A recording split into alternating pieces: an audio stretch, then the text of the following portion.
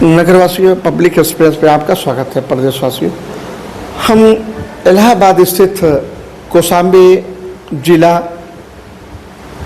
सराय अक्कील में हम हैं और यहाँ पे भागवत कथा चल रहा है और 11 दिन हो चुके हैं।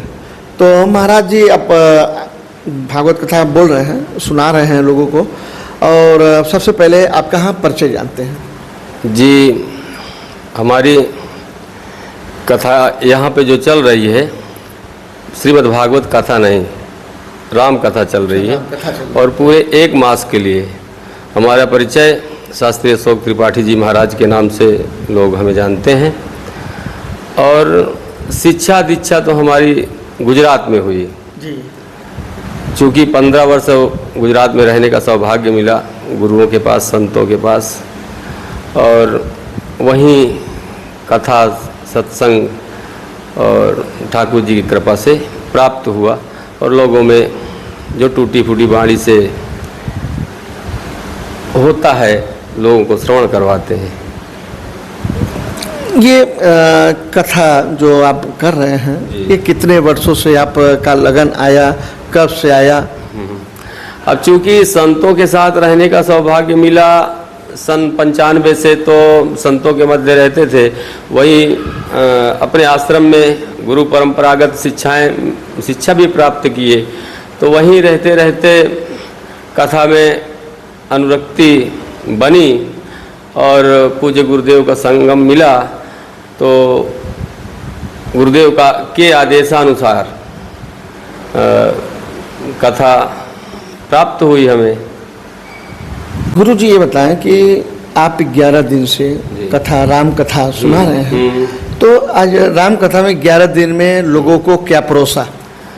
राम कथा में तो सर्वप्रथम जैसे कि वंदना प्रकरण की कथा, इसके बाद भरद्वाज जी याज्ञवल्क्य जी का संवाद, शिव और सती जी का चरित्र गाया गया और धीरे धीरे कथा का क्रम बढ़ते बढ़ते आज हम लोग राम जी के जन्म की बात का उत्सव मनाए और चारों भाइयों का नामकरण करवाए कथा के माध्यम से।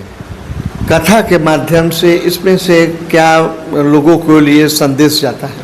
रामचरितमानस से तो लोगों को जगह जगह केवल शिक्षा ही मिल रही। रामचरितमानस तो लोगों को जीवन जीने की कला दे रही। भाई के साथ कैसा स्नेह होना चाहिए, पिता के साथ क्या व्यवहार होना चाहिए, माँ के साथ क्या व्यवहार होना चाहिए, मित्र के साथ क्या व्यवहार होना चाहिए। संतों का तो ये मत है कि रावण से लोगों ने पूछा कि शत्रु कैसा होना चाहिए, तो रावण का ये जवाब था कि अगर शत्रु हो तो राम जी जैसा। तो राम जी की कथा हमें जीवन में जीने की कला और जीवन को मर्यादित बनाती है राम जी की कथा। आप कथा के दौरान आपने कहा कि जब बच्चों का संस्कार, नामकरण और नाम को लेकर के कहा, उस पर आपका क्या कहना है लोगों से? अब धीरे धीरे परंपराएं खत्म किए दे रहे हैं लोग, पाश्चात्य शैली को अपना रहे हैं। जो हमारे यहाँ की परंपराएं थी उनको लेकर हमें चलना चाहिए, यही हमारा सनातन हमें बताता है। परंतु लोग पाश्चात्य शैली में चले जा रहे हैं, इस पे विचार नहीं कर रहे हैं। तो आप क्या संदेश देना चाहते हैं? कथावाचक आप हैं और आपका तो संदेश काफ़ी लोग मानते भी हैं, आपसे बाकी चीज़ पूछते भी हैं और आपका अनुसरण भी करते हैं। तो आप अपने वाणी से मेरे चैनल के द्वारा अपने भक्तों के लिए क्या कहना चाहते हैं? हम अपने सनातन धर्म को मानने वाले सभी भाइयों बहनों, माता पिता, बुजुर्गों से यही कहना चाहते हैं कि अपने सनातन संस्कृति को आगे बढ़ाएं और अपनी जो परंपराएं थी, वो चाहे कुल रीति हो, देश रीति हो, या जो भी अपने यहाँ परंपराएं थी, उनको जीवन में अपनाने की आवश्यकता है। उन्हें अपनाएं, उसी से हमारा कल्याण है। कथा आप कहाँ पे सुना रहे हैं? कथा आप कौशाम्बी में एक कस्बा सराय अक्कील बुद्धपुरी के नाम से नाम की जगह है। भगवान भोलेनाथ का बहुत प्राचीनतम मंदिर है और पुरुषोत्तम मास के इस पावन अवसर पे सब लोगों की इच्छा हुई कि गुरु जी कथा हो तो बस 1 महीने के लिए भगवान का गुणगान किया जा रहा है। भोलेनाथ के मंदिर में राम कथा, वैसे भी तो भोलेनाथ को राम की महिमा तो प्रिय है ही है।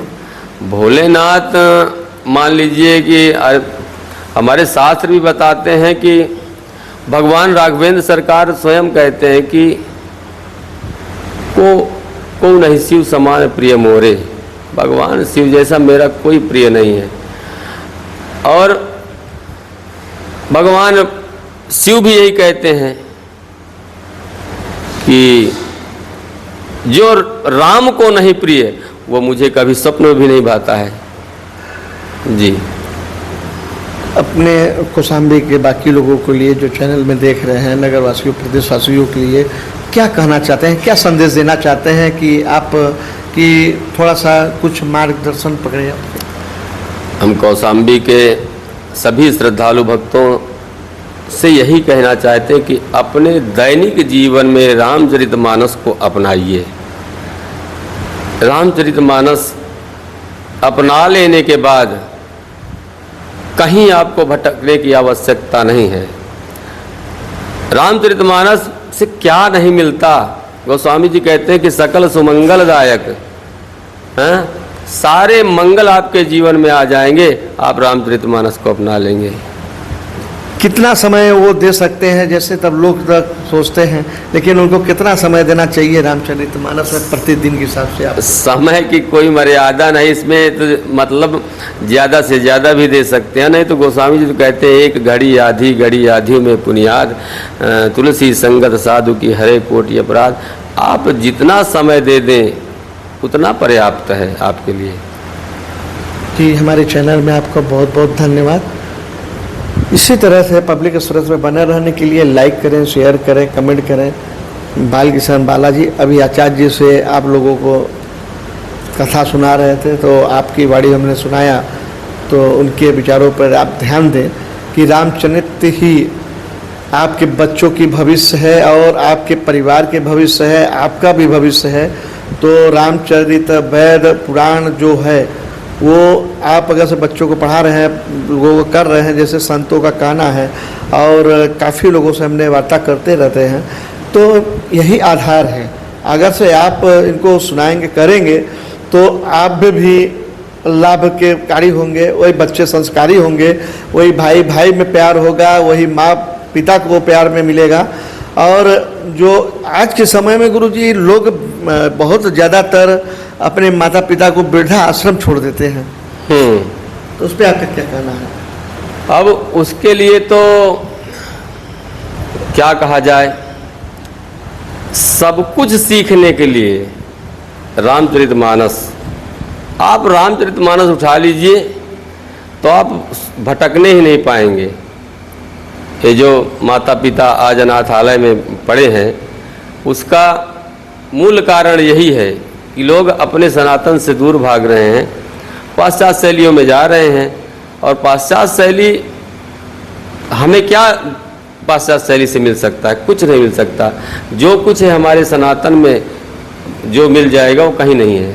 अपने वेदों पुराणों में जो मिल जाएगा उसी से आपका, आपके बच्चे का प्यार, आपका परिवार का प्यार, भाई का परिवार, सब कुछ मिलेगा। धन्यवाद।